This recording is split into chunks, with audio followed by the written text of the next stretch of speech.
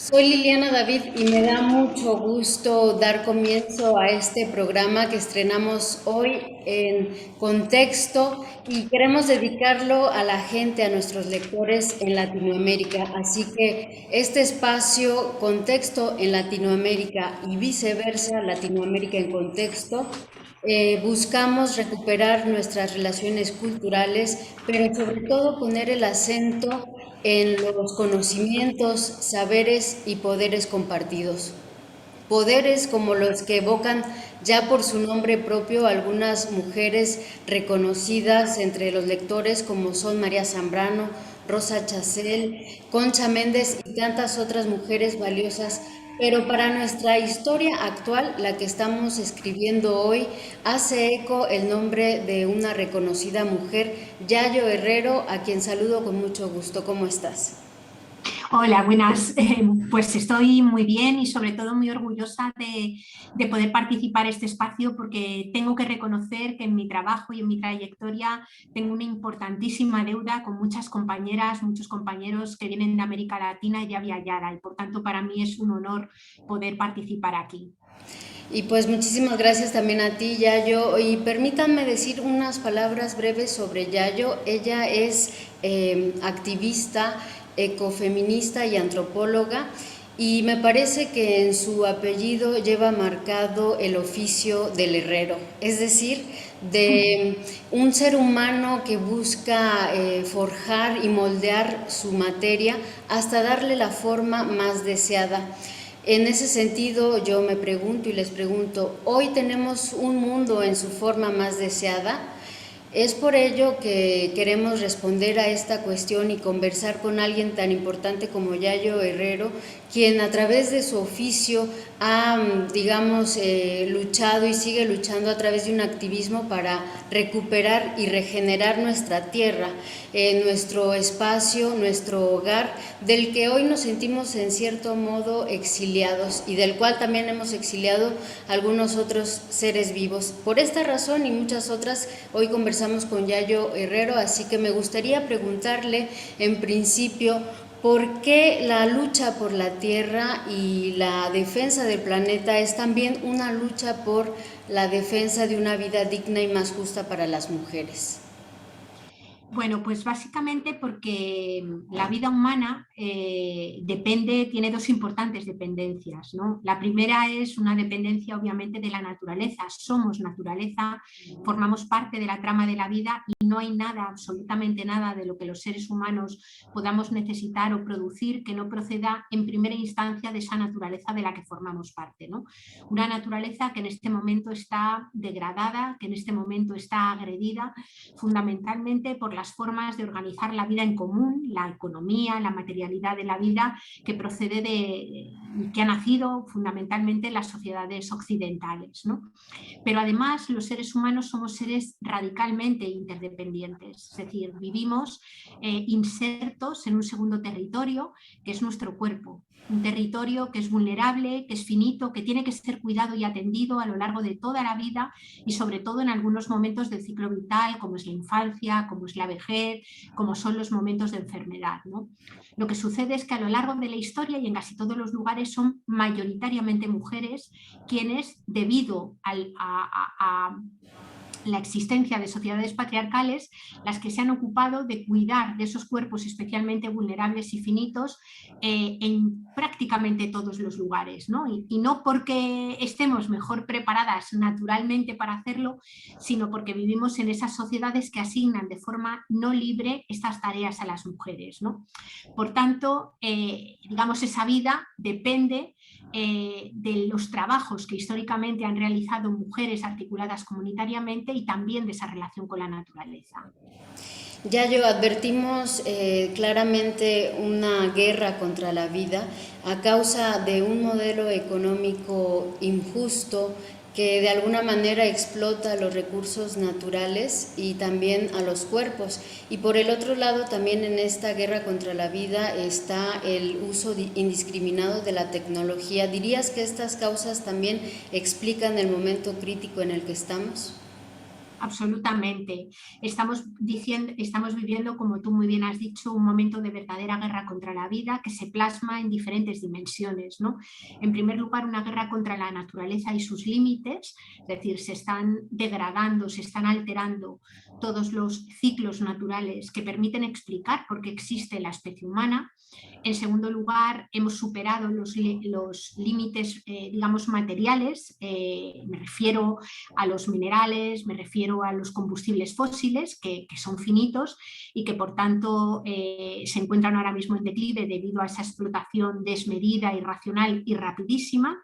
Y además esas dos dimensiones tienen un sentido, como tú muy bien señalabas, marcadamente injusto, es decir, no afectan en igual medida a todas las personas, sino que el cambio climático o ese extractivismo voraz afectan en mayor medida a aquellos territorios y a aquellas personas que menos han contribuido a causarlo. Es decir, hay un enorme desequilibrio en términos norte global, sur global, un enorme desequilibrio que separa el mundo en dos grandes pares de opuestos, zonas de privilegio que usan y consumen mucho más de lo que les corresponde y otras zonas de sacrificio, zonas históricamente colonizadas y utilizadas como grandes minas y grandes vertederos que siguen siendo saqueadas, ¿no? Y por tanto las personas que viven en ellas convertidas en población sobrante o población sacrificada o población expulsada, ¿no?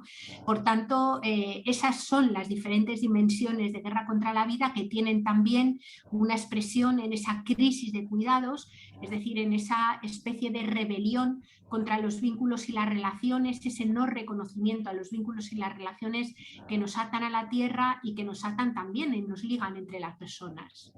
Sí, también esto que dices me parece que lo resaltas indudablemente en tu libro Ausencias y extravíos, donde justamente hablas de la urgencia de asumir la responsabilidad y la esperanza activa en contra de los monstruos del amor. Esta frase me gusta mucho porque ¿quién podría decir que la vida se sostiene sin amor? ¿En qué sentido, Yayo, dirías que el amor nos permitiría retomar el camino y distanciarnos del punto crítico en el que nos encontramos? Sí, bueno, nosotras siempre decimos que vivimos, como tú señalabas, una crisis que ha desatado los monstruos del desamor, ¿no? No estoy hablando, obviamente, del amor romántico o de un amor ligado al sacrificio, como tantas veces han pretendido imponer sobre todo a las mujeres, ¿no? Estoy hablando del amor como una especie de corresponsabilidad social, ¿no? Como esa radical voluntad de hacernos cargo las unas de las otras, de hacernos cargo de las vidas de otras personas, ¿no? Lo que sucede es que bueno, pues el capitalismo y el patriarcado capitalista, digamos, hace una verdadera apología de la rebelión contra los límites y hace una verdadera apología del individualismo, ¿no? Y inserta una especie de creencia que es extremadamente peligrosa, ¿no? Una especie de fantasía de la individualidad que hace creer que las personas podemos vivir independizadas o emancipadas de la naturaleza, emancipadas de nuestro propio cuerpo y emancipadas del resto de las personas, ¿no? Esa falsa triple emancipación está en las raíces culturales de Occidente y es digamos, una idea falsa, un imaginario que es preciso deconstruir suplantándolo por digamos, por una ética del cuidado, por una ética del amor que desde mi punto de vista es absolutamente indispensable para abordar los problemas que tenemos. Ahí claramente la corresponsabilidad, que no la culpa, es decir, hablamos de responsabilidad en el sentido de, bueno, pues de esa voluntad, como decía antes, de ser agentes activos en el cambio que necesitamos y de la esperanza activa como esa esperanza que no es una esperanza vana bueno, simplemente sentarse a que alguien te resuelva los problemas, ya sea la tecnología, ya sea un gobierno, ya sean otras personas, sino ese ponernos en marcha y dar pasos decididos hacia el lugar hacia el que queremos caminar, hacia donde queremos ir, ¿no? Claro, en continuidad con este argumento que mencionas, que desarrollas también a lo largo de tu obra y en las distintas conversaciones que has tenido con muchos otros medios de comunicación, también me gustaría resaltar, tú como mujer activista, ¿qué propones justamente para esto que decías, ¿no?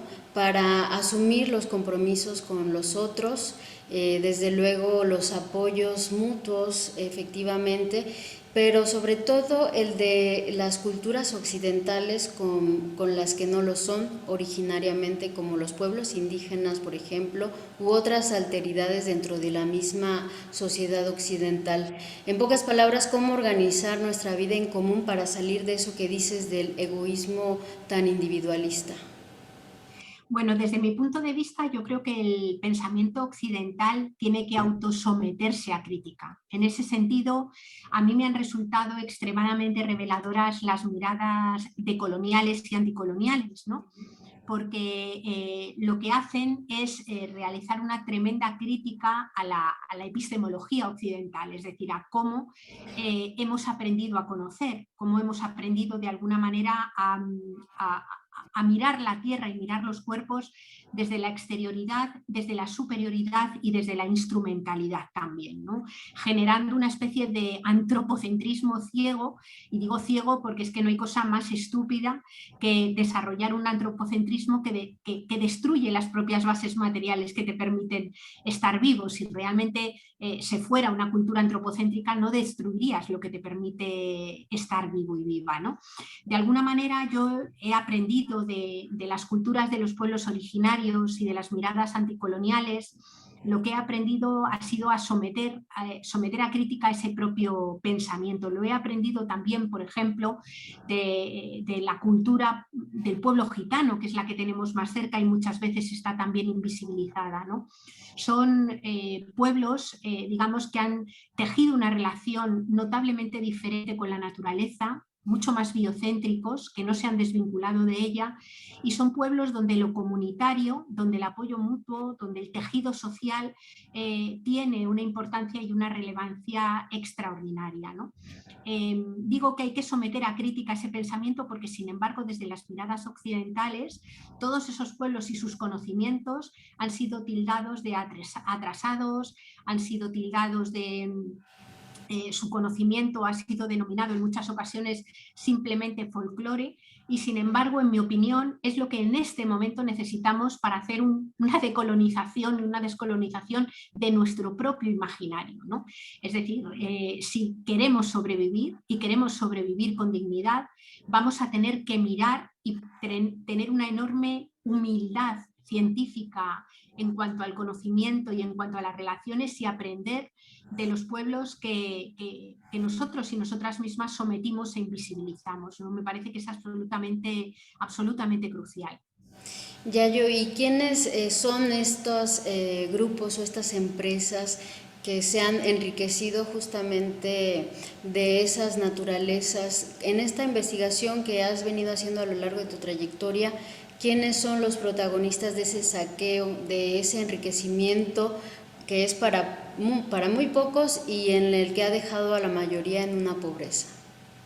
Bueno, son los sujetos privilegiados del capitalismo. Inicialmente fueron sujetos que llegaron a otros territorios, a otros países, los colonizaron y los explotaron. Es decir, el capitalismo es absolutamente incomprensible si no fuera porque existe el patriarcado como sistema de dominación y si no fuera porque existe el colonialismo y el racismo. Es decir, van de la mano directamente. Este modelo es estructuralmente patriarcal, racista, colonial y ecocida. E inicialmente, bueno, pues fueron los llamados conquistadores en su momento que han ido adquiriendo a lo largo del tiempo diferentes formas, ¿no? Pero siempre la guerra y el comercio han ido de la mano con ese saqueo. En este momento contamos con una enorme cantidad de empresas transnacionales que tienen un enorme poder. Muchas de ellas tienen unos patrimonios que superan con mucho los productos interiores brutos de muchos países y que a partir de una serie de reglas, como son las reglas de la Organización Mundial del Comercio, de tratados comerciales que negocian los gobiernos, constituyen y generan una especie de arquitectura de la impunidad que permite llegar a los territorios, saquearlos, expulsar a las personas y amedrentar, asustar y en el extremo promover el asesinato incluso de aquellas que resisten, ¿no? Entre esas empresas, por ejemplo, transnacionales, y cuando hablamos de América Latina, figuran empresas que son de muchos lugares, pero hay algunas también importantes que son, si es que pudiéramos asignar una nacionalidad a las empresas transnacionales, son empresas españolas, es decir, empresas que cotizan en el IBEX 35 y que sin embargo llegan a los territorios de Ayala, de América Latina, y allí perpetran ese despojo, ese saqueo de minerales, de agua, de territorio para cultivar, digamos, para los monocultivos que, entre otras cosas, alimentan el ganado del norte o que pretenden funcionar como combustibles para los coches mal llamados ecológicos, por así decir, ¿no?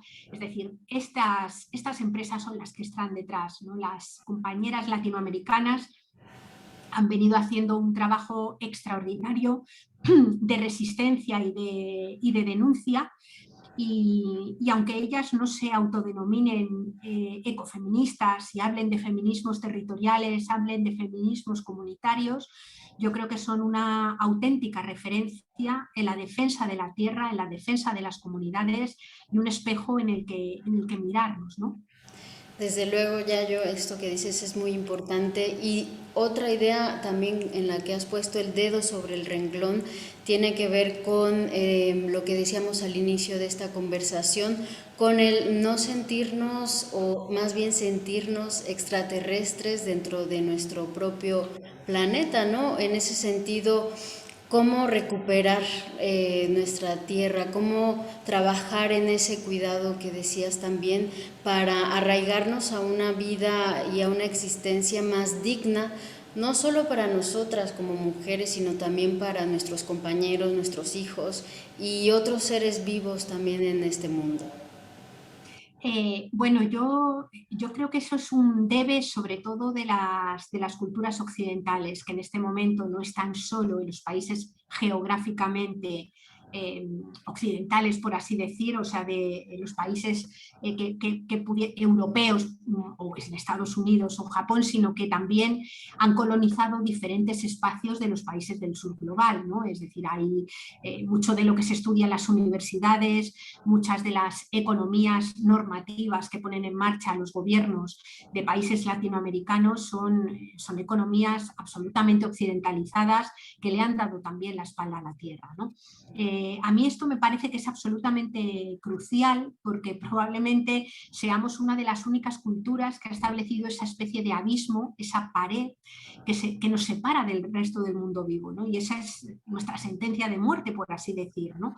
Digamos que la vida, el conjunto de la vida seguirá sin seres humanos. Lo que es imposible que sigan son los seres humanos sin el resto de la trama de la vida, ¿no? Por eso me parece que es absolutamente urgente y necesario retejer esos lazos rotos con la naturaleza. Bien, es verdad que no es todo el mundo quien tiene que retejerlos. Insisto en que los pueblos originarios, sociedades campesinas, siguen siendo muy conscientes de formar parte de esa trama de la vida y no se sitúan, digamos, en esa especie de cúspide o en ese culmen de la evolución como se sitúan las culturas occidentales que efectivamente se han convertido, podríamos decir, en culturas alienígenas sobre la propia Tierra, ¿no? Como si no formáramos parte de ella, sino que viviéramos por encima, por fuera, flotando sobre esa Tierra, ¿no? A mí ahí no es que tenga ninguna receta, pero sí que me parece absolutamente urgente reconectar con la naturaleza, reconectar digamos, conceptual y emocionalmente con la naturaleza. La necesidad de sentirnos parte de ella, de sentirte parte de algo que es mucho más grande. En ese sentido podríamos hablar casi de una veneración, de admiración hacia algo que es mucho más grande que tú misma y que la propia especie humana, es absolutamente clave y fundamental. Y creo que la educación forma una parte, es un pilar, vamos, insoslayable en esta tarea. Y no me estoy refiriendo solamente a la educación formal, me estoy refiriendo también a esa especie de educomunicación que hace el periodismo o que hacen los medios de comunicación cuando hacen su tarea de una forma honesta y cuando hacen su tarea con compromiso con la vida, al igual que muchos otros espacios sociales en donde las personas aprendemos, ¿no?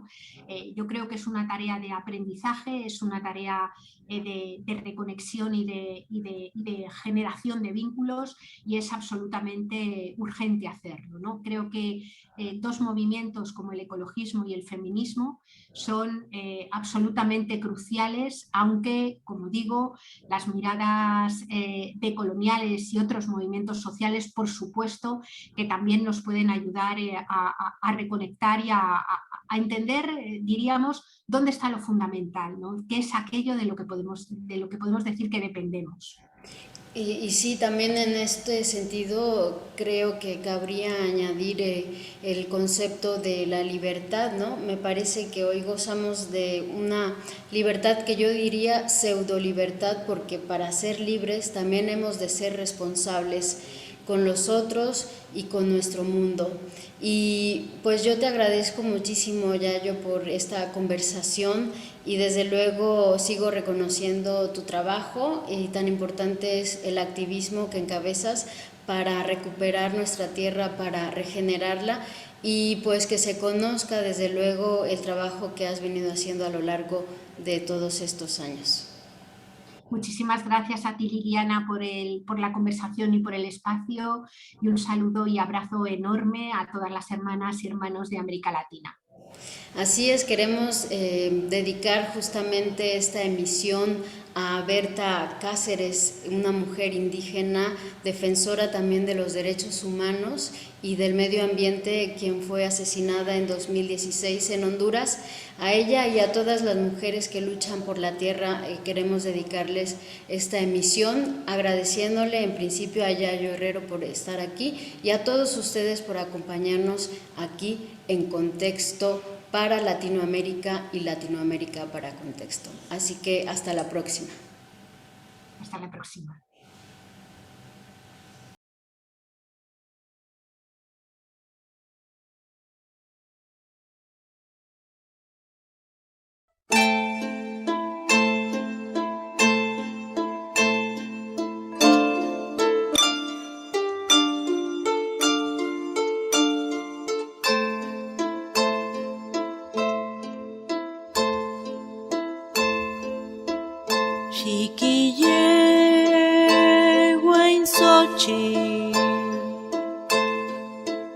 Xiquille guain pamoyolo.